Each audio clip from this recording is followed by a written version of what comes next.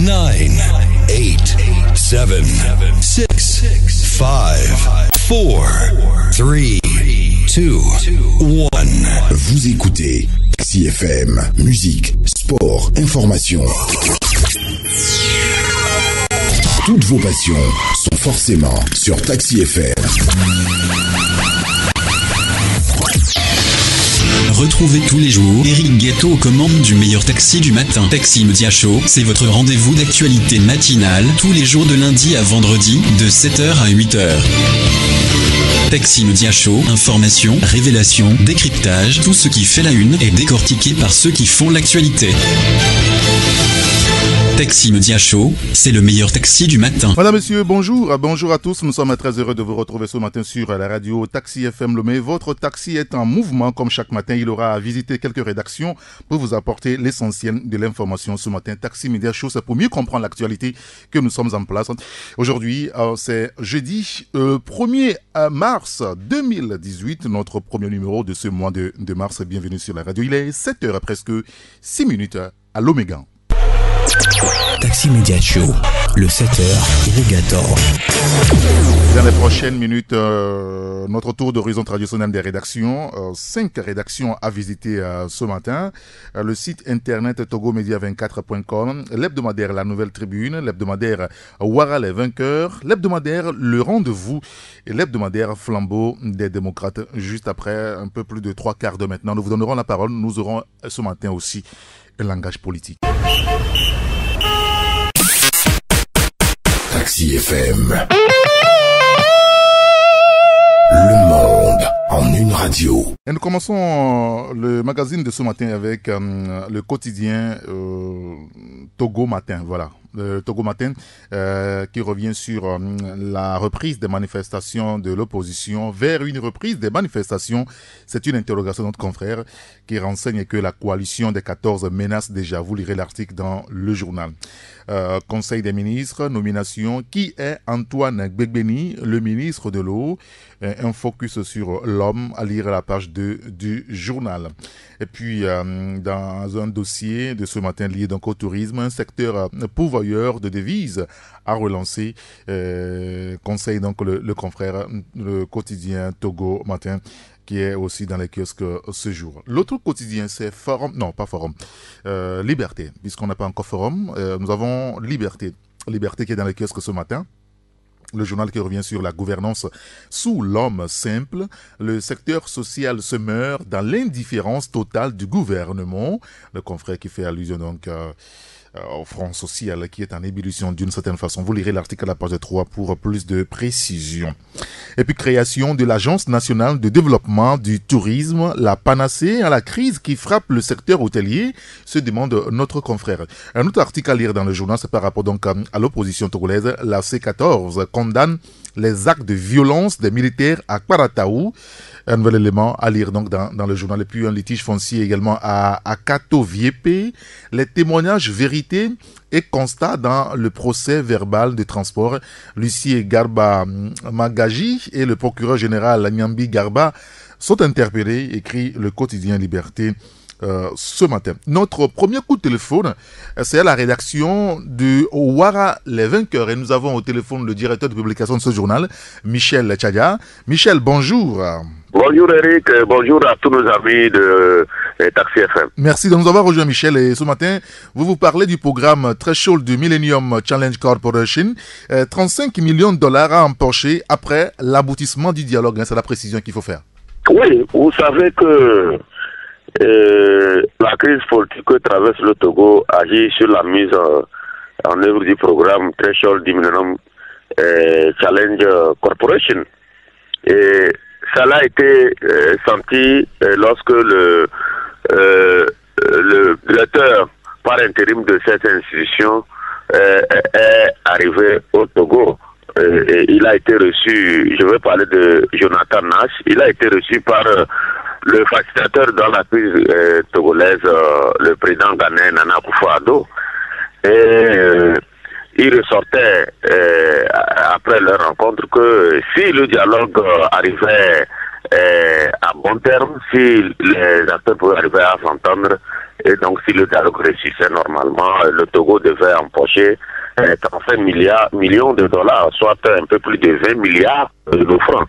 Et donc, ce qui est ressorti aussi au cours de cette situation, de cette rencontre, c'est que pour Jonathan Nash, en automne dernier, ils avaient finalisé les préparatifs pour ce programme très chaud. Mais il se fait que, compte tenu de l'évolution de la situation politique au Togo, oui, le conseil d'administration a demandé de suspendre, d'attendre un peu pour voir si la situation allait évoluer avant de passer à l'exécution de ce programme. Donc, pour dire que actuellement, le dialogue actuel au Togo, s'il réussissait, c'est que c'est vraiment des milliards qui attendent en l'air pour poursuivre le développement du Togo. Donc, une pression supplémentaire sur la classe politique à pouvoir s'entendre pour sortir le Togo de la situation actuelle. Alors, vous parlez du dialogue, on pourra aussi revenir sur la sortie de crise beaucoup plus quand l'intransigeance de l'opposition bloque la discussion, c'est ça, hein? Oui. Tu sais qu'après 2 rounds de discussion, le dialogue intertogolais bat déjà de l'aile. Il a déjà le plan dans l'aile parce que justement après la première journée où les discussions étaient houleuses, mais ils sont arrivés à s'entendre sur le chronogramme et l'ordre du jour et tout. Le deuxième jour n'a pas été facile, où nous avons constaté que l'opposition est allée avec des idées arrêtées parce que elle exige le retour, elle tient encore au retour à la Constitution de 92 avec toutes ses implications et c'est non négociable. Alors que pour certains, cette Constitution de 1992 est une Constitution de la haine. Et donc, il fallait au cours du dialogue trouver le juste milieu pour pouvoir reviser cette situation, cette Constitution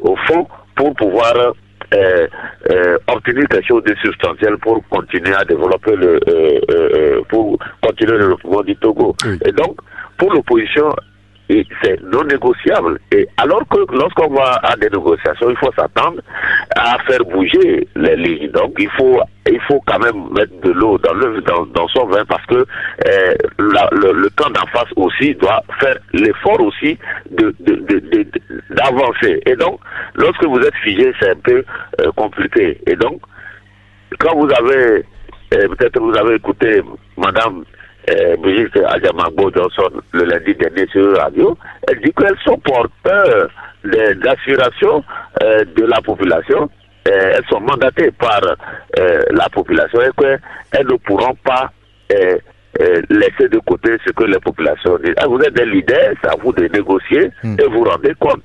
Elle a été appuyée par Antoine Folie de l'UDS qui dit aussi qu'ils sont porteurs des aspirations des Togolais, de la majorité des Togolais, alors que l'opposition n'est que minoritaire après les dernières élections présidentielles. Et donc, c'est absurde de raisonner dans ce sens lorsqu'on sait que lorsque vous êtes sur cette position, votre adversaire ne peut pas bouger. Donc, du coup, on se rend compte que l'attitude de l'opposition n'est pas de nature à faire avancer les travaux. Il faudrait qu'elle mette de l'eau dans le vin, trouver le juste milieu pour que le pays puisse avancer. Alors, toujours par rapport à la situation politique, alors vous faites référence à certaines menaces contre les journalistes ce matin. D'ailleurs, le thème a réagi à ce propos, Michel.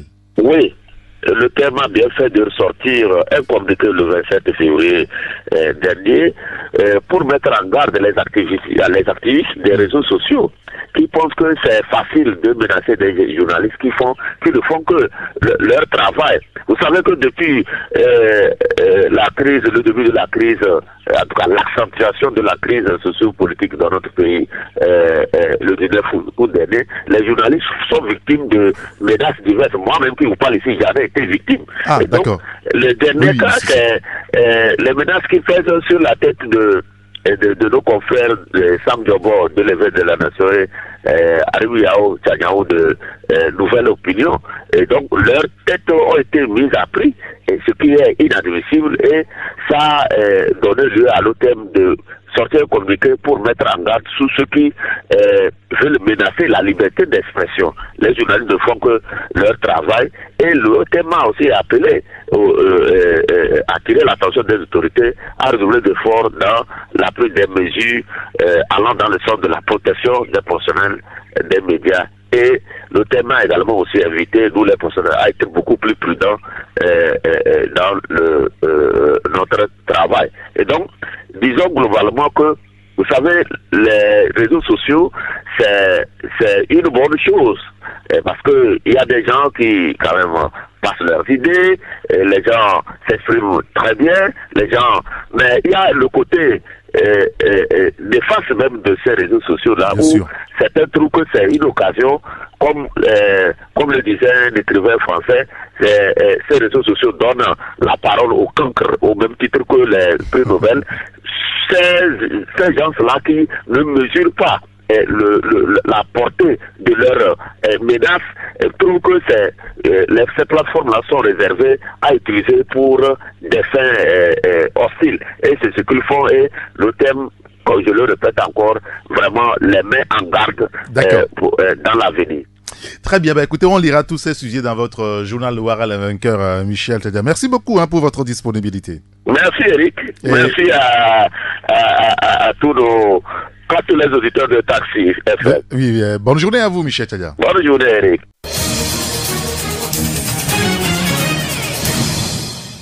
Journal Le Changement qui est aussi dans les kiosques ce matin, le numéro 584 qui est dans les kiosques, avec la nomination de ministre de l'eau, de l'assainissement et de l'hydraulique villageoise, promotion ou descente aux enfers du colonel Agadazi. C'est l'interrogation du confrère, vous lirez l'article dans le journal. Et sur la question du dialogue maintenant, poursuite des discussions à Accra, intransigeance de la coalition, Jean Kissi et Antoine Folly se prononcent, vous lirez leur réaction dans le journal. Et puis l'ONG Ange lance le projet d'appui à la protection de l'enfant et Wash au Togo, vous lirez le détail dans le journal Le Changement. Et notre deuxième rédaction ce matin, c'est celle du journal Flambeau des démocrates, et nous accueillons le patron, on va le dire ainsi, de la rédaction du journal Flambeau des démocrates, Joly Isaac Agbessi. Agbessi, bonjour. Bonjour Eric. Et merci de nous avoir rejoints. Et ce matin, dans votre éditorial, vous dites « Vive le roi ». À quoi faites-vous allusion cette fois-ci? Oui, Eric. Nous titrons notre éditorial ce matin « Vive le roi ». Oui. C'est pour faire allusion au dernier développement de l'actualité politique. Parfait. Après la suspension du dialogue, Eric, vous savez comme moi que les bruits de courant se font entendre sur la position manifeste de la Grande Muette. Dans l'intention de ne pas lâcher le chef de l'État à libérer le cachet en 2020. Pour nous, ce matin, si ces rumeurs devenaient clameurs, c'est donc la fidélité exprimée par l'armée au feu général et à Adema de son vivant qui continue. Et nous disons ce matin, le roi est mort, vive le roi. Si la situation se présente-t-elle, le chef de l'État devient ainsi l'otage du pouvoir. D'abord, il est déjà très difficile de se représenter en 2020 face aux agitations de la coalition des partis politiques. Et ensuite, il sera très dur de libérer le plancher face à la position de la Grande Muette. Nous nous interrogeons ce matin s'il faut une rançon pour libérer le jeune président, pour agir de son propre chef. C'est donc votre interrogation que nous partageons ce matin dans nos colonnes. Parfait, très bien. Écoutez, on lira votre éditorial, c'est à la page 2. Et puis, vous parlez également de la sûreté maritime et le développement, le vol des ressources halieutiques sur nos côtes. Et chaque jour, c'est l'information que vous nous apprenez d'ailleurs ce matin, 250 tonnes de poissons sont pillées. Hein? Oui, oh là là. C'est la vérité, Eric. Le pillage des ressources halieutiques sur les côtes ouest africaines continue. Notre indignation est grande ce matin. C'est face à l'économie bleue qui est en train d'être siphonnée par les grands chalutiers. D'abord la pêche illégale qui continue illégalement dans nos côtes territoriales. Donc le phénomène régressé lorsque le Togo avait organisé le sommet sur la sécurité maritime, la sécurité maritime et le développement en Afrique. Malheureusement, Eric, plus d'un an après, le phénomène prend des proportions inquiétantes. Tu le vois bien, Eric. Oui. Cette pêche illégale coûte à l'Afrique de l'Ouest 250 tonnes de poissons par jour. c'est-à-dire 250 tonnes que les chalutiers chinois et brésiliens viennent piller, alors qu'il faut faire de la côte un an pour atteindre ce ratio, avec, comme on le sait très bien, leur maigre moyens de bord. Oui, bien sûr. Voilà ce phénomène de la superche qui plombe l'économie. On s'est dit qu'il fallait à cette dernière une synergie d'action pour venir à bout du phénomène.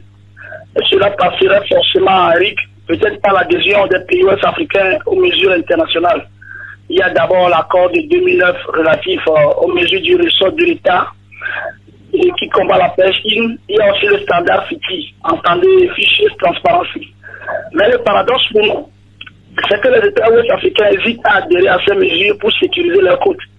Par exemple, quand vous prenez le standard FITI, il n'y a que 5 pays qui ont adhéré. Même le Togo qui a organisé le sommet sur la sécurité n'y fait pas partie. C'est en cela que nous faisons appel ce matin au gouvernement togolais à prendre le devant de cette lutte. Après avoir fait rêver le monde avec l'organisation du sommet sur la sécurité maritime, nous disons que le Togo ne peut pas rester en marge de cette lutte qui plombe l'économie de nos États ouest-africains. D'accord, très bien. Écoutez, un autre sujet que vous développez ce matin, c'est par rapport donc à notre société. Les pluies, on en remarque ces derniers temps, les inondations aussi à Lomé, tous responsables. Vous parlez de qui là? Nous parlons de nous tous, évidemment. D'accord. De la population togolaise, de nous tous. Parfait. Vous savez que le phénomène des inondations a pris des proportions inquiétantes depuis quelques temps à Lomé. La pluie sous d'autres cieux, quand elle arrive, elle est considérée comme une source de bénédiction. Oui, bien sûr. Mais ici chez nous, Eric, elle arrive avec son lot de crainte et de remords. Quand il faut nous appelons de tous nos voeux la pluie, quand elle arrive, c'est avec des jurons que nous l'accueillons. Parce que derrière, elle va nous inonder, elle va créer des dégâts et ralentir le cours normal des activités. Nous ne sommes qu'à la deuxième pluie, Eric, mais déjà aucun le pire. Face aux dégâts qu'elle occasionne cette situation, il faut en trouver les causes, nous le disons ce matin dans nos comportements de tous les jours. D'abord, quand vous prenez le gouvernement qui n'accorde pas assez d'attention aux ouvrages, c'est vrai que le chef de l'État a pris le taureau par le corne, mais généralement ces ouvrages sont mal réalisés. Des rues construites sans caniveau, des plans d'assainissement de nos villes qui sont bâclés. D'un autre côté aussi, il faut revoir le comportement des populations qui vont ériger leur construction dans les zones inondables ou qui se rendent peut-être coupables d'actes civiques en contribuant à dégrader le peu d'ouvrages socio-communautaires construits. Nous invitons ce matin nos lecteurs à parcourir cet article riche d'enseignement et de leçons. Et d'ailleurs, la photo que vous avez choisie pour illustrer l'article, c'est un cliché du lycée de Gbenyedi à Lomé, envahi par les eaux. On le voit à la une de votre journal. Et puis, il y a également une interview à lire dans votre journal. C'est par rapport donc au mois de la mode. Le stylisme togolais à l'honneur. Et c'est avec Germain Pouli, notre confrère. Oui, le mois de la mode. Comme nous le disons, c'est une vitrine de promotion de la mode togolaise. Et nous, ce matin, nous jetons des fleurs à notre confrère Germain Pouli du journal Togo Réveil, promoteur de cet événement. L'événement même est à sa 11e édition, ce n'est pas rien. Cela prouve donc comme il défend le journaliste togolais créatif. Nous invitons donc nos lecteurs à lire l'interview que nous leur avons accordée dans nos colonnes ce matin. D'accord, très bien. Écoutez, on lira tout cela dans le journal Flambeau des démocrates. Merci beaucoup, Jolie Agbessi. Merci, Eric. Bonne journée. Allez, bonne journée à vous aussi. 93.1 Taxi FM, premier sur l'actualité.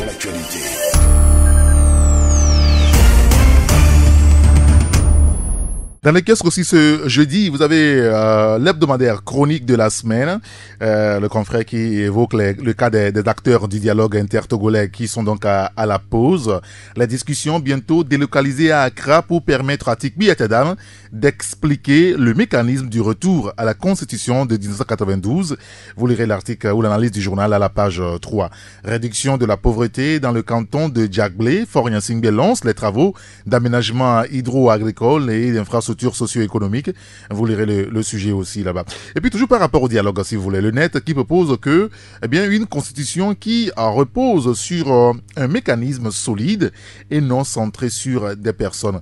L'article est découvert dans le journal et puis le cas en international de Burkina Faso avec le procès du putsch du 16 septembre 2015 au Burkina Faso, un procès historique.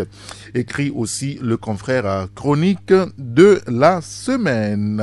On me signale que nous avons au téléphone... Voilà, le patron du journal Le Rendez-vous, c'est Abi Alpha Isotou. Abi, bonjour. Bonjour confrères, bonjour auditeurs. Alors ce matin, il y a pas mal de sujets à découvrir dans votre journal. D'abord, vous évoquez l'inévitable option pour sauver la sous-région. En fait, c'est un plaidoyer que vous faites pour une intervention militaire au Togo, c'est ça Oui, nous nous sommes intéressés à ce dossier. Nous avons fait notre analyse. On a risqué. Nous estimons que là où nous sommes arrivés, au regard du passé politique de notre République, au regard du vécu de tous les acteurs politiques de notre pays, nous croyons savoir qu'il est temps vraiment qu'on pense à cette option. L'option, c'est de solliciter une intervention militaire neutre dans notre pays pour que ça permette vraiment aux acteurs politiques des deux bords de vraiment aller jusqu'au bout dans l'intérêt des populations. Vous n'êtes pas sans savoir que pas plus tard qu'il y a quelques mois, 3 villes de l'intérieur du pays, notamment Sokodé, Bafoudo et Mango, ont vraiment été victimes de terribles violences de la part de l'armée. La population qui se plaint. Jusqu'à présent, ces 3 villes sont restées sous siège pour des raisons qui ne se justifient pas. Le pays n'est pas en guerre, il n'y a pas une couche sociale qui s'est dressée contre une autre. Au même moment, c'est l'autorité publique qui se plaint d'un certain djihadisme. Alors là, on s'est dit, si à un moment donné, malgré notre toute-puissance de l'armée, les djihadistes tels que l'autorité publique se plaignent tous les jours, tel que ça revient tous les jours dans les discours, si les djihadistes ont pu s'installer comme ça dans notre pays, oui. Aucun pays ne peut combattre seul le djihadisme. Très souvent, nos voyants militaires qui sortent et qui perdent de leur vie dans les autres pays, c'est souvent pour combattre le djihadisme. Il est temps aussi que les autres viennent nous aider à combattre ce fléau si tant qu'un pays existe dans notre pays, puisque les autorités nous disent que les djihadistes sont allés jusqu'à égorger des militaires à Sokodé, ce qui est très sérieux.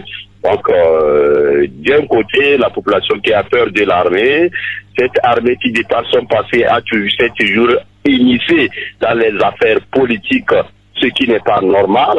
Elle s'est toujours initiée d'une façon brutale et ça a beaucoup été un blocage au processus politique apaisé. D'un côté, il y a l'armée, la population qui a peur de la brutalité militaire. De l'autre côté, il y a l'autorité politique qui a peur d'être au sous-régional, pour ne pas dire africain, qui est difficile à combattre. Donc nous avons fait notre analyse, chacun va évaluer, voir. Nous pensons qu'il est temps vraiment pour que ceux qui nous aident, les médiateurs et autres qui interviennent dans la crise togolaise, qu'ils pensent vraiment à ce qu'une force neutre telle que nous aussi on se sacrifie pour envoyer nos frères au Mali, au Darfour et tout ce que vous savez, tel que nos frères vont là-bas mourir, que les autres aussi viennent aussi couler de la sueur pour nous, parce que nous sommes quand même, le Togo est quand même membre des regroupements civilisés qui se partagent les biens et services. Il est temps que les Togolais aussi profitent. En tout cas, c'est un long dossier sur 2 pages, les auditeurs vont apprécier. D'accord, très bien. Écoutez, on lira l'article à la page 3 de votre journal sur 2 pages, bien entendu, page 3 et page 5. Alors, par rapport donc à la situation actuelle du Togo liée donc aux discussions politiques, vous parlez des dangers, danger, alerte rouge dans la coalition des 14. S'il vous plaît, le peuple n'a que faire des meetings, puisqu'il y a une projection de meetings. Le confrère, le quotidien Togo Matin aussi l'évoquait tout à l'heure. On pourra y revenir une autre fois. Vous parlez du cas de Kwacha Nyasingbe aujourd'hui. Poison lent dans les prisons, menace de mort sur Kwacha Nyasingbe, c'est 2 co-détenus, c'est ça? Évidemment, le dossier Kwacha n'est plus un secret pour personne. Depuis un moment, alors qu'il a déjà fait 8 mois, je crois bien 4 jours en détention. Depuis un moment, un processus de libération a commencé. Certains ont retrouvé leur liberté. Il en reste 3, notamment Kwacha Nyasingbe qui est à la prison de civil de Lomé, le commandant Ati qui est à la prison civile d'Atakpamé et Tontema qui est à la prison civile de Sokodé. Voilà les 3 détenus qu'il reste comme reliquats dans ce dossier. Et ils sont censés être libérés dans le processus des préalables pour apaiser, n'est-ce pas, le climat politique afin d'un dialogue sérieux. Mais leur libération fait grincer les dents, leur libération fait faire grise mine à Poignassingé qui s'y oppose. Au même moment, il nous revient comme quoi, des sources très très sérieuses, il nous revient que il y a des menaces, il y a la menace du poison là, et que les gens tenteraient à ces 3 détenus de façon à les libérer alors qu'ils sont déjà injectés d'un poison irréversible, quitte à aller mourir quelques moments après leur libération. Donc, nous avons pris cette information au sérieux et quand elle vient au moment où les gens font le pied de grue par rapport à leur libération, la coïncidence est tout exact pour être prise comme une blague. Nous nous sommes intéressés et nous laissons l'auditeur et nous laissons les apprécier. Bien sûr, on appréciera, ne vous en faites pas, Abi Alpha. Et puis vous parlez également de la commission de la CEDEAO, puisque Marcel Alain de Souza passe la main à Jean-Claude Brou, l'Ivoirien. Oui, l'Ivoirien Jean-Claude Brou prend la tête de la commission de la CEDEAO depuis ce matin. Il a été élu depuis la dernière session à Abuja du regroupement sous-régional. Il vient, n'est-ce pas, de plein pied au moment où ce regroupement communautaire a beaucoup besoin de compétences. Marcel de Souza a fait ce qu'il peut faire. L'Ivoirien qui est le ministre des Finances, qui a un passé un CV très ronflant, vient prendre la main. La passation du service, c'était hier, et puis donc à part de jeudi premier, je crois que l'Ivoirien prend service, et ça vient aussi donc maintenant faire un allié de moins à Poignassingé, parce que vous n'êtes pas sans savoir que monsieur de Souza est le beau-frère direct de Poignassingé. Sa présence là-bas en tant que président de la commission de la CEDEAO a dû à un moment donné donner un grand coup de souffle à la dictature togolaise. Bon, il vient de partir. On va voir si les décisions communautaires par rapport à notre pays vont être beaucoup plus objectifs. Si les jeux de couloirs douteux vont se guérir, et les Togolais doivent savoir que ça fait une charge de moins pour que vraiment on aille vraiment vers des prises de décision, vers une sortie de crise vis-à-vis de la CEDEAO et de notre problème, une sortie de crise encore plus objective. D'accord, très bien. Donc on s'est intéressé à cette passation de service à partir d'aujourd'hui. Il ne va rien rentrer en fonction. On lira l'article dans votre journal, le rendez-vous dans les kiosques ce jeudi matin. Merci beaucoup à Abi Alpha Izotou. Merci à toi et merci à tous ceux qui nous écoutent à la rédaction. Allez, bonne journée à vous. Merci, confrère. 93.1 Taxi FM. Écho du pays qui est aussi dans les kiosques ce matin avec la chronique politique de notre confrère. En interrogation, bien entendu, les prophéties de l'échec du dialogue émanent-elles de vrais Togolais ? Se demande le journal. L'article que vous lirez à la page 3. Le Front social toujours en mouvement au Togo. Un autre article, bien sûr, à lire dans le journal. Et puis, par rapport toujours au dialogue politique, y a-t-il vraiment du grain de sable dans la facilitation ? C'est l'autre interrogation que vous lirez dans le journal. Et puis, réajustement ministériel. Antoine Lekba Gbegbeni fait son entrée au gouvernement. Tous ces sujets à découvrir dans l'hebdomadaire Écho du pays. Et notre quatrième rédaction, c'est le journal La Nouvelle Tribune avec le patron Elom Matis au téléphone avec nous.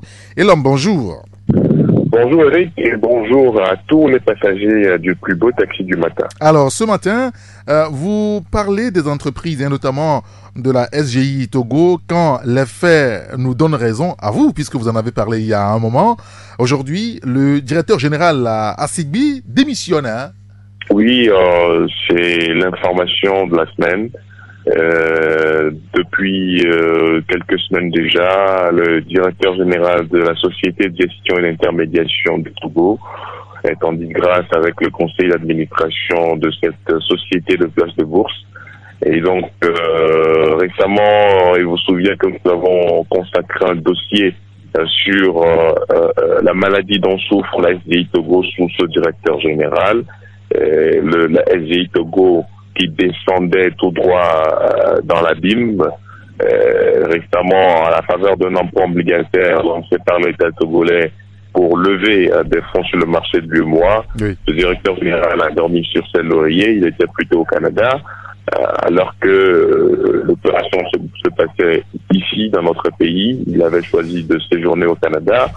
Il a dormi sur ses lauriers. Il n'a pas eu le flair de pouvoir défendre le dossier à temps, ce qui fait que l'emprunt obligataire a été confié à la société Sogebourse, qui est la société de gestion d'intermédiation du groupe Société Générale à Abidjan. Et selon les informations que nous avons, cette opération confiée par l'État togolais à Sogebourse Abidjan a quand même connu un franc succès et a dépassé même les attentes de l'État togolais. Et donc, on en était là. On a soulevé également dans ce dossier la mauvaise gestion du personnel, un directeur général qui fait fi des recommandations du conseil d'administration dans l'amélioration des conditions de vie et de travail de son personnel. Et il y a d'autres dossiers que nous avons relevés également dans cet article que nous avons publié il y a quelques semaines. Et donc, dans la foulée de tout ça et par rapport au lien tendu qu'il y a aujourd'hui entre la direction générale et le conseil d'administration, Monsieur Assigui a tout simplement démissionné. Une démission constatée le lundi dernier par le conseil d'administration qui l'a officialisé. Et donc aujourd'hui, le pouvoir a été donné à un cabinet privé de pouvoir recruter un directeur général pour la société de gestion et d'intermédiation du Togo, avec maintenant l'obligation de recruter également un directeur général adjoint, une première pour ne pas quand même donner plein pouvoir à un directeur général, comme l'a fait M. Assigui, de pouvoir gérer à sa façon, à sa guise, et d'être le tout-puissant dans une société qui est quand même stratégique dans la gestion des finances ou de l'économie d'un pays souverain. Alors, toujours par rapport à l'économie, puisque vous l'évoquiez, le cas du Togo vous intéresse ce matin. Le niveau d'endettement élevé en Afrique de l'Ouest, c'est le Togo, hein? Oui, selon les informations que nous avons recueillies dans l'émission Écho d'Afrique sur la radio mondiale hier, le Togo fait peur en ce qui concerne son niveau d'endettement public. Et donc, tenez-vous bien, le Togo a une dette publique qui passe aujourd'hui la barre des 80% de son PIB, la dette la plus élevée de l'espace ouest africain, de la sous-région.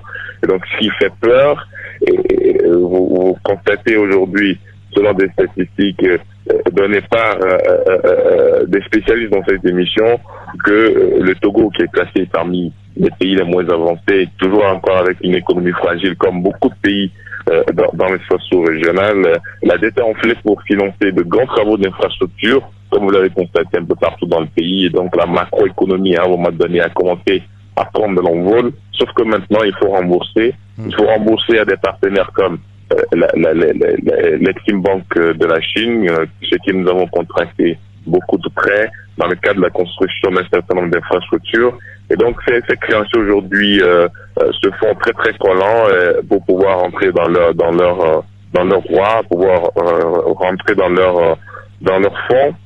Et aujourd'hui, cette information par rapport au niveau d'endettement du Togo fait peur, d'autant plus que dans la sous-région, c'est que le Conseil général, tous les pays en général sont endettés, mais si votre dette atteint à 80% du PIB, c'est qu'il y a récemment un problème par rapport au remboursement qui va s'opérer.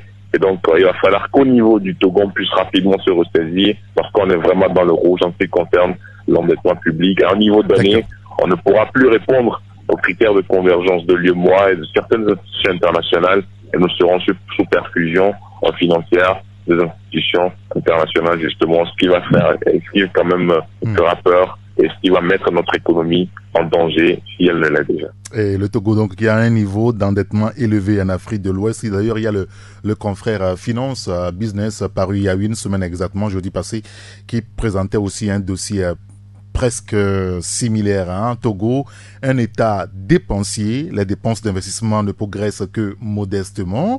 L'hypothèse de ressources fiscales en hausse de 34% par rapport donc en 2017 n'est pas tenable. Et puis le train de vie de l'État demeure onéreux et consomme l'essentiel des crédits ouverts. C'est ce qu'a révélé donc le journal Financial Business, qui est un bimensuel de l'économie des finances et des business du Togo. Et puis le confrère a aussi parlé de l'économie togolaise qui est victime de son climat des affaires. On pourrait y revenir une autre fois, j'en fais allusion parce que vous parlez économie ce matin et le Mathis Sogbe. Vous parlez aussi de la monnaie. La monnaie unique de la CEDEAO, les perspectives de l'ONG de Kémy Séba, la situation politique au Togo, il en a parlé. C'est un entretien qu'on pourra lire dans votre journal La Nouvelle Tribune ce matin. Oui, un entretien que Kémy Séba nous a accordé. Nous l'avons rencontré et nous lui avons posé des questions relatives beaucoup plus à son domaine d'activité qui constitue la défense des questions de souveraineté des pays africains et la question du franc CFA aujourd'hui avec le projet de mise en œuvre de la monnaie unique de la CEDEAO. Et donc il a donné son avis sur toutes ces questions. Il a parlé également des nouvelles orientations de son ONG, l'urgence panafricaniste. Donc Kémy Séba, l'un des activistes les plus en vue du moment, qui est le président de cette organisation non gouvernementale, celui qui se fait distinguer sur des questions de franc CFA. Par rapport à cette question de la monnaie de la CEDEAO, par exemple, il dit que son ONG souhaite et demande qu'il y ait une lisibilité réelle sur la mise en place de cette monnaie et que son ONG a le droit de savoir de quelle manière cette monnaie sera structurée et que les populations ont également le droit de savoir quelle sera la place de l'Union européenne, de la Banque mondiale, de la Banque de France sur cette monnaie qui est la monnaie unique de la CEDEAO. Et donc il se réserve le droit de pouvoir entamer les actions d'envergure devant l'institution sous-régionale à Abuja si on ne clarifie pas clairement cette question de la monnaie unique et qu'on ne dise pas réellement si elle sera arrimée à une autre monnaie ou non, parce qu'il s'agit d'une question de souveraineté. Et donc voilà, entre autres sujets, à part que là il a parlé de leur soutien maintenant aux partis politiques qui vont s'opposer, n'est-ce pas, aux dirigeants africains qui sont dans une logique de néocolonialisme, de promotion des accords avec les puissances occidentales. Donc c'est une belle interview à lire. Il a parlé également du Togo, il a parlé de la situation sociopolitique au Togo et au Bénin également, son pays d'origine. C'est une belle interview que nous publions ce matin, que nous invitons nos lecteurs à lire. Et que l'interview de Kémy Séba à lire à la page 4 de votre journal La Nouvelle Tribune. Et puis, vous revenez également, Elom Mathis Sogbe, sur le décret portant désignation de Dalakena Dadja comme chef canton de Badja. La grande famille Agoda hausse le ton aujourd'hui, hein? Oui, la grande famille Agoda qui hausse le ton parce que selon les informations et des documents que nous avons pu consulter, cette grande famille qui a fait une conférence de presse hier pour s'élever contre le décret pris en Conseil des ministres pour nommer par voie élective Monsieur Dalakena Dadja comme chef canton de Baga. Et hier, la grande famille Agoda a quand même brandi tous les documents, les papiers, les dossiers, les décisions de justice, notamment la décision de la Chambre administrative de la Cour suprême qui a demandé au ministre de l'administration territoriale d'annuler la désignation par voie élective de M. Dalakena. Et ils ont également sorti le courrier du médiateur de la République en date de septembre 2011-2017, voilà, et qui demande au ministre de l'administration territoriale de revenir sur sa décision qui concerne l'élection de M. Dalakena.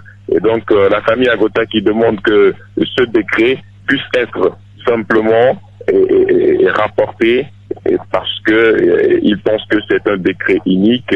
Et ils savent, ils disent, hier ils ont dit qu'ils savent que c'est un rapport tronqué qui a été fait au chef de l'État. Et donc ils sont prêts aujourd'hui à se battre par tous les moyens pour que l'ayant droit, qui doit venir au trône par voie coutumière, soit quand même réhabilité afin que la paix puisse revenir dans le canton de Baga. Sinon, ils iront très loin, si possible, attaquer le décret ou attaquer le décret à la justice pour faire recours par rapport à ce décret afin que le véritable chef soit quand même intronisé conformément aux us et coutumes de la localité, comme cela s'est fait depuis la nuit des temps. Et donc voilà un autre feuilleton relatif à la chefferie traditionnelle. Et c'est quand même un autre débat dans la société togolaise. Et la CVJR également en a parlé et dans ses recommandations, notamment de pouvoir revoir la chefferie traditionnelle qui est aujourd'hui politisée.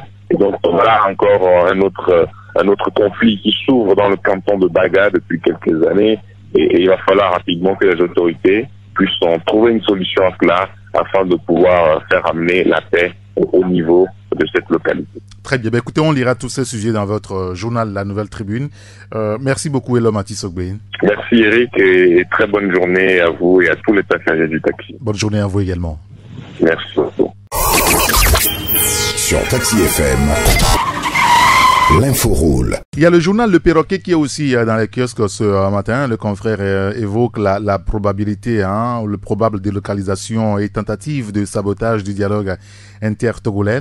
Comment Faure Gnassingbé et sa clique cherchent à se maintenir au pouvoir contre vents et marées en agitant le spectre militaro-ethnico-religieux.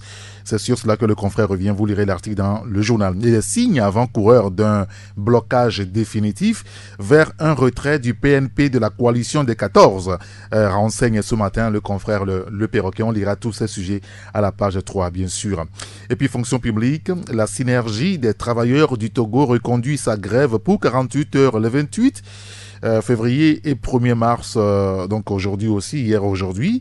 L'article à lire dans le journal. Et puis, mention spéciale à la marque Sergio, le sponsor officiel du tournoi de l'UFOAB Dame, qui s'est disputé donc, ou qui était disputé à Abidjan, si vous voulez. C'est dans le journal Le Perroquet. Il y a aussi le journal Le Patriote. Mais avant, peut-être de prendre connaissance des sujets traités par le confrère Le Patriote ce matin, nous avons au téléphone, puisqu'on me signale que nous avons Aubin Koutélé, le patron du site internet togomedia24.com. Aubin, bonjour. Bonjour Saint-Éric et bonjour à tous les auditeurs de Taxi Média Show. Alors ce matin, vous parlez aussi de la situation politique du Togo et une nouvelle candidature de Faure Gnassingbé, on va dire une concession inacceptable pour la coalition. Exactement, c'est une des revendications phares de la coalition des 14 partis politiques de l'opposition depuis plus de 6 mois. Ils revendiquent le retour de la constitution de 1992 et également ses implications. Le délégué général de l'IDS Togo a été reçu dans une émission sur une radio de la place où il rappelait, il a réaffirmé la fermeté et la volonté du groupe des 14 à défendre jusqu'au bout la haute instance des indications qui est le retour à la constitution de 1992 et ses implications. Vous savez, le retour de la constitution de 1992, ses implications, tant que M. Faure Gnassingbé ne pourrait plus se présenter étant dans son 3e mandat qui s'achève en 2020. Alors, la coalition des 14 partis politiques de l'opposition revendique quand même le retour de cette constitution. Vous savez que le dialogue qui a commencé le 19 août et qui a repris le 23, et il y a eu blocage actuellement. Le dialogue a été, disons, renvoyé à une date ultérieure parce que les deux camps n'arrivaient pas à s'entendre sur cette histoire de retour à la constitution de 1992. Alors le parti, disons, le délégué général de l'UDS Togo, je voulais parler de l'ancien ministre Antoine Foli, explique que le blocage n'était pas lié au principe du retour à la constitution de 1992, mais aux implications. Donc on peut aux implications qui sous-tendent que M. Faure Gnassingbé ne se présentera pas aux élections de 2020. Très bien. Écoutez, et d'ailleurs, nous, tout à l'heure, nous donnerons la parole à nos auditeurs sur ce sujet. Le processus de discussion est dans une phase difficile, on le voit. Les protagonistes semblent maintenir leur position de départ, c'est-à-dire le départ de Faure Gnassingbé en 2020 pour la coalition. Non, rétorque Unir et le gouvernement. Alors, ces derniers jours, la coalition a réitéré sa position et projette d'ailleurs des meetings dans les prochains jours. La question, comment sortir du guêpier dans lequel le Togo s'est fourré complètement, il faut le dire. Vous nous appellerez dans un peu plus de 5 minutes maintenant sur la radio, sur le 93 96 99 99 ou 99 20 09 59. Alors, Aubin, on continue avec vous puisque vous parlez d'une Togolaise, en fait d'une Française d'origine togolaise. Elle est députée en France. Aujourd'hui, elle est menacée de mort. Oui, il s'agit de notre, disons, de notre compatriote ou de notre sœur Laetitia Avia.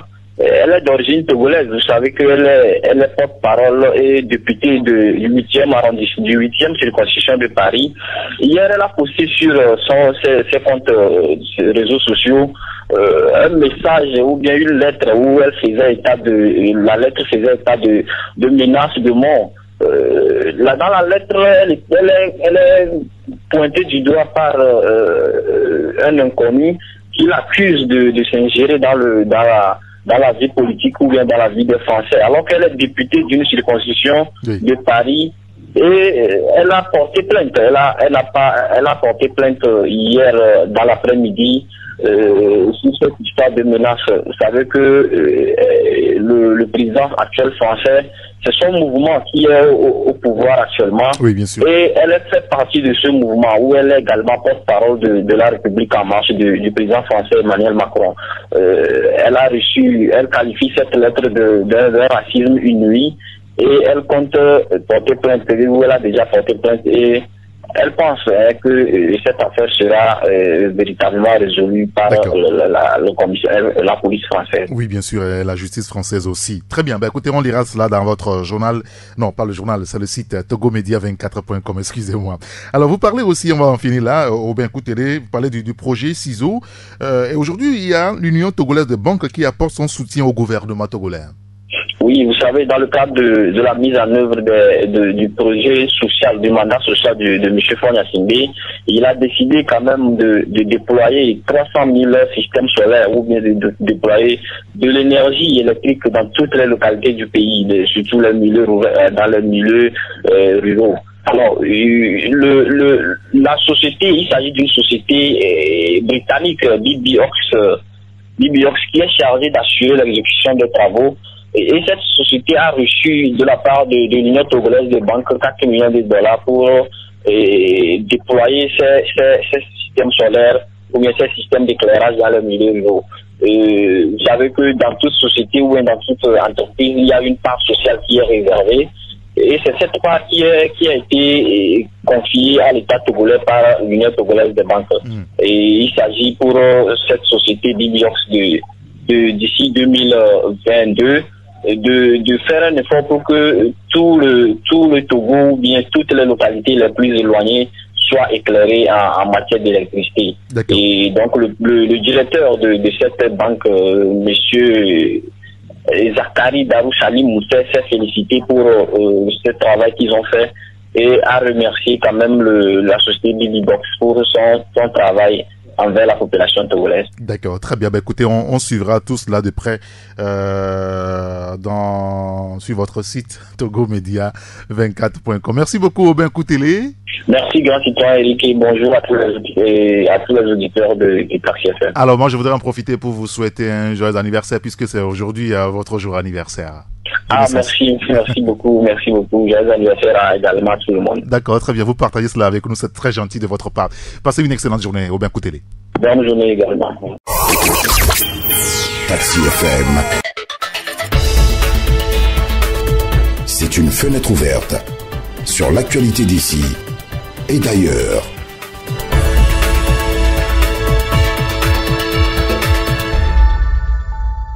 Et nous rappelons les journaux qui sont dans les kiosques ce matin. Ah, j'allais l'oublier, le Patriote. J'ai prévu quand même revenir un petit peu sur les articles traités par le confrère Le Patriote. Résolution de la crise togolaise. Les positions tranchées des partis obligent Nana Akufo-Addo à changer de fusil d'épaule.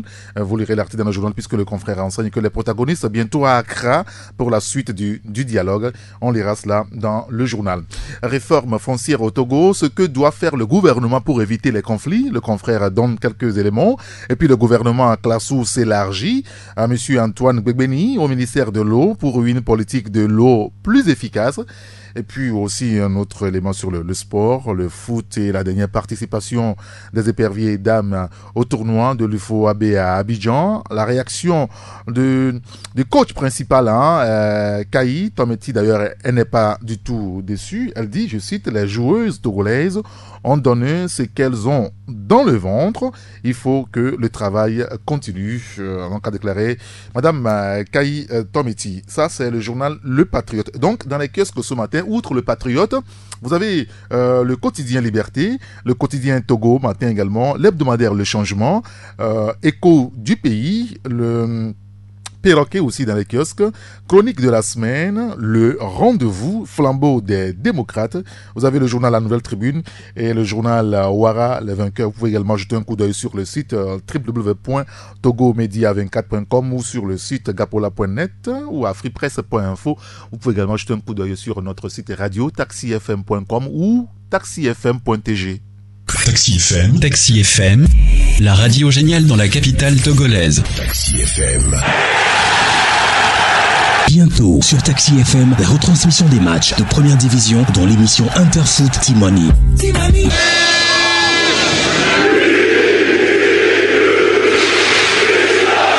Tous les dimanches, 15h-19h et certains mercredis, 15h-18h. Togocel, le leader. Bientôt. F comme femme. La femme a le droit à la parole. Pas que le 8 mars. F comme femme. Amen Assignon, durant l'été, vous fait découvrir la facette cachée des femmes tous les vendredis, entre 16h et 17h sur Taxi FM. Oh mon Dieu, laissez-les-moi. F comme femme. F comme femme, les femmes s'assument sur Taxi FM. F comme femme, rediffusion dimanche, 9h-10h. 9h-10h. Ok. Je vais voir ça de plus près. C'est très coloré. Et surtout varié aussi. Pas mal. Hé Mike, pas touche là. Cette corbeille, elle est pas pour toi. Elle est pour mes auditeurs et tu le sais. Oui, c'est bon, je le sais. Bon, la corbeille de Diane, c'est le nouveau rendez-vous sur Taxi FM avec Diane. La corbeille de Diane. La corbeille de Diane, c'est le nouveau rendez-vous sur Taxi FM avec Diane. Tout le lundi, mardi et jeudi, 13h30 à 15h. Portrait, projecteur, vue de l'extérieur, les bons plans, parfums de femmes, astuces, santé et les infos tous azimuts. La corbeille de Diane, c'est le fourre-tout de l'info. Et les plus belles chansons de vos légendes entre 13h30 et 15h sur Taxi FM. Taxi Nutri Santé, votre santé nous tient à cœur sur Taxi FM. Suivez Taxi Nutri Santé, votre canal de santé sur Taxi FM, la radio géniale. Dans Taxi Nutri Santé, praticiens de la santé, nutritionnistes, personnes ressources du monde de la santé sont à vos cheveux. Taxi Nutri Santé, votre santé est garantie sur Taxi FM. Retrouvez Taxi Nutri Santé tous les jeudis de 16h à 17h. Taxi Nutri Santé avec Joël Oniglo tous les jeudis 16h-17h. Depuis plus de 2 ans, ils sont des milliers à poster leurs histoires sur la page Facebook. Ils arrivent de partout, certains déçus et frustrés, d'autres préoccupés et en proie au doute. Mais une chose les identifie tous, ils repartent toujours avec des solutions, heureux et beaucoup plus sûrs d'eux-mêmes. Les témoignages en disent long. Eux, ce sont les Intimanatois et Intimanatoises, c'est-à-dire vous. Bienvenue dans Intimanite saison 3 sur Taxi FM avec Diane, la thérapeute de vos cœurs. Bonjour Diane. Bonjour Alain. Alors, c'est quoi la fiche Intimanite de cette 3e saison? Eh bien, tapis rouge, correspondance, trucs et astuces, amoureusement votre, parfum de femme, intime appel, tout y est en tout cas, avec bien sûr de petites surprises qu'on ne dévoile pas encore. Cool, alors rendez-vous tous les vendredis de 21h à 22h45 sur Taxi FM. Oui, à vendredi. Intimanite, la nuit de vos confessions les plus intimes. Bon réveil à l'écoute de Taxi FM.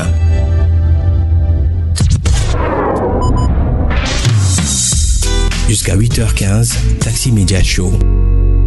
Il est 8h04 sur Radio Taxi FM Lomé. C'est la même heure à Guanivé et à Bekota où vous nous recevez sur la 93.1 FM. Merci pour votre confiance légendaire. L'antenne est à vous à partir de cet instant, le 93, 96, 99, 99 ou le 99, 20, 09, 59. Vous savez que le processus de discussion dans notre pays est dans une phase difficile, sinon très difficile. Les protagonistes semblent maintenir leur position du départ, notamment sur le départ ou non de Faure Gnassingbé en 2020. Ces derniers jours, la coalition des 14 partis a réitéré sa position et projette d'ailleurs, selon plusieurs informations, des meetings dans les prochains jours dans plusieurs localités à travers le pays, bien sûr. Alors la question, comment sortir enfin de ce guêpier dans lequel le Togo s'est fourré? Vous nous appelez sur le 93 96 99 99 ou 99 20 09 59. Et nous avons notre premier auditeur au bout du fil. Ah, il est reparti. On va le récupérer derrière. Taxi FM, priorité au direct. Et notre premier auditeur au bout du fil. Allô? Allô? Oui, bonjour. Bonjour. Comment allez-vous, mon grand citoyen d'État? Ça va bien. Très bien. Est-ce que vous pouvez diminuer légèrement le volume de votre poste récepteur, s'il vous plaît? Merci. C'est bon? C'est parfait. Et quel est votre nom? C'est bon? Quel est votre nom? Oui, c'est bon. Quel est votre nom? Ali. Monsieur Ali, nous vous écoutons. Vous avez 1 minute. Bon. Allez-y. Mais tout le monde n'a pas plus que ça. Aujourd'hui, on a réduit le temps pour tout le monde. Nous avons 10 minutes à passer à l'antenne. Bon. Pour le moment, je vois que, vous savez, quand on a vécu dans le rayon de ta maman, tu as pris ton seigneur enlevé, tu n'as pas couché avec ta maman. Vous savez, c'est là depuis 91, en 93, 94, c'est ça qui est jusqu'à présent. C'est une maladie de sida. Ça ne finit jamais. Vous savez, si il compte que le 19 août, c'était un coup d'État que vous avez fait, c'est échoué. Il donne des exemples bizarres à Gandhi. Gandhi a demandé Barreau. Oui, monsieur Ali. Alors, pour ne pas perdre du temps, excusez-moi. Allô? Pour ne pas perdre du temps, je voudrais qu'on aille directement à la question qui est posée. Comment sortir du guêpier dans lequel on s'est fourré là? Comment est-ce qu'il faut sortir de ça? Pour sortir d'une crise, ils n'ont qu'à accepter la candidature du Fort. Parce que le président Fort, c'est son parti, c'est unir. Unir, c'est le champion. Maintenant, pourquoi vous voulez imposer une candidature de sein de nos partis, de notre parti? Il ne peut pas nous imposer. Dans la démocratie, on prend le pouvoir là-bas, il ne peut pas imposer. Ça, c'est un coup d'État, le difficile se dit par son nom. D'accord. Il veut faire une marche, il veut, parce que un État peut faire état du pays. S'il veut faire quoi que ce soit, on prend la disposition, comme au Tchad, n'importe où. Ils ne sont pas là pour prendre le pays en otage. D'accord. Vous estimez qu'aujourd'hui, pour sortir de la crise, il va falloir accepter que Faure Gnassingbé soit candidat en 2020. Merci beaucoup, monsieur Ali. Nous avons compris l'essentiel de votre pensée. Passez une excellente journée. Un autre auditeur. Allô? Ah, il est reparti.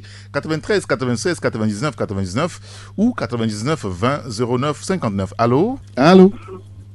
Oui, bonjour. Oui, bonjour, mon grand citoyen d'État. Comment allez-vous? Je vais bien, merci, c'est Robert. Monsieur? Robert. Monsieur Robert, très bien, nous vous écoutons, Robert. Ce que moi je tiens à dire à l'opposition togolaise, moi je pense que certains luttent pour leur ventre, sinon c'est pas pour le peuple. Mais est-ce qu'ils ne peuvent pas faire une coalition, présenter un seul candidat à le battre fort, s'ils savent que le peuple est derrière eux réellement, qu'ils le laissent aller aux élections et demander la transparence des élections. C'est la solution aujourd'hui pour sortir de la crise, hein, selon vous? Oui, c'est la solution. Parce que nous, les Togolais, nous souffrons. Mais eux, les deux côtés, ils mangent, ils prennent des avions, leur famille mange et nous, la population souffre. Nos mamans n'ont même pas de paracétamol. Mais le pays a besoin de budget, là, quand même. D'accord, très bien. Merci beaucoup, Robert. Merci de nous avoir appelé. Passez une excellente journée. 93 96 99 99 ou le 99 20 09 59. Nous sommes sur Radio Taxi FM Le Maine. Notre troisième auditeur, allô? Oui, bonjour, mon cher ami Castor. Bonjour, monsieur Donné, comment allez-vous? Je vais bien. Nous vous écoutons. Vous me demandez à savoir comment sortir du guêpier dans lequel nous pouvons. Oui, parce que justement, ces derniers jours, la coalition a maintenu, a martelé d'ailleurs je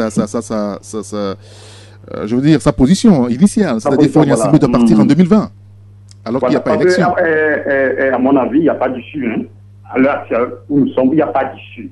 Parce que M. Faure Gnassingbé, moi je le dis toujours, ne veut pas quitter le pouvoir. Après 38 ans du règne de son papa, lui vient, il fait déjà 3 mandats. Et il se prononce encore pour un autre mandat. Je ne sais pas si vous me suivez. Non, il ne s'est pas encore prononcé pour un autre mandat. Faure Gnassingbé n'a pas encore fait acte de candidature. Non, on va Comment? Il faut oublier ça. Il faut oublier la phase-là. Moi, je dis qu'ils sont prêts encore pour un autre mandat. Sinon, il n'y aura pas de problème. Hein. Il n'y aura pas de problème. Même pas. Foigna Singbe n'est pas encore candidat officiellement. Hein. Il a l'intention de briguer encore 1, 2, 3, 6 mandats, même s'il le faut. Je vous le dis clairement. À mon avis, il n'y a pas d'issue. Il n'y aura pas d'issue. Parce que c'est inadmissible. Pour Togolais citoyens qui voient d'issue. Plus de 40 ans, je les vois. Oui, mais monsieur Donné, monsieur Donné, encore, il veut aller encore. Est-ce que vous m'écoutez, monsieur Donné? Je veux l'écouter. Alors, si vous dites qu'il n'y a pas d'issue, on fait quoi? Tout à l'heure, vous avez écouté monsieur Robert qui disait qu'on est fatigué dans le pays. Il faut qu'ils s'entendent là pour qu'on puisse sortir de ce gabier.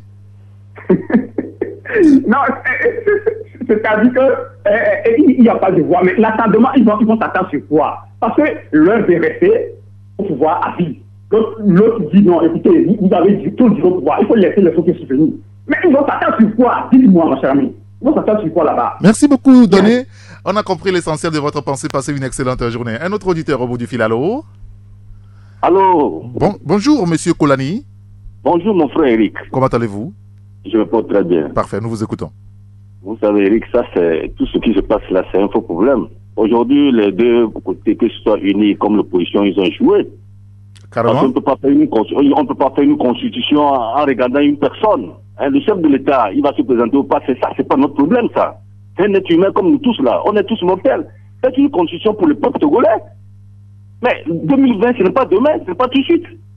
Mais le chef de l'État, si lui-même, après avoir fait 3 mandats, il n'a pas rendu pour aller au 4e mandat, on l'attend, le peuple togolais l'attend. Ashkoum a déjà fait une campagne pour nous, il a fait tout le tour de le mettre à 50C. Et tout le monde a dit on a besoin que de 2 mandats. Et dans la tête des Togolais, le chef de l'État a déjà fait 2 mandats. Mais pourquoi l'opposition veut perdre le temps? C'est une manière de gagner encore du temps puis de perdre le temps. Hein. Sincèrement, sans vous mentir, monsieur Eric. Qu'est-ce qu'on fait finalement aujourd'hui, monsieur Kolani? Non, le président Daniel a une solution. Ce qu'on va faire, c'est qu'ils sont en train de chercher leur propre intérêt. Des deux côtés, mais on les met en garde, hein, que ce soit le parti au pouvoir de l'opposition, le peuple doit gagner. Mais leurs intérêts, c'est terminé. C'est terminé. Ça, ils n'ont qu'à se mettre en tête. Ils n'ont qu'à faire une marche de le mettre à 50 ou bien interdire le chef de l'État. Ça, c'est la récréation. Le chef de l'État Ghanéen a une solution.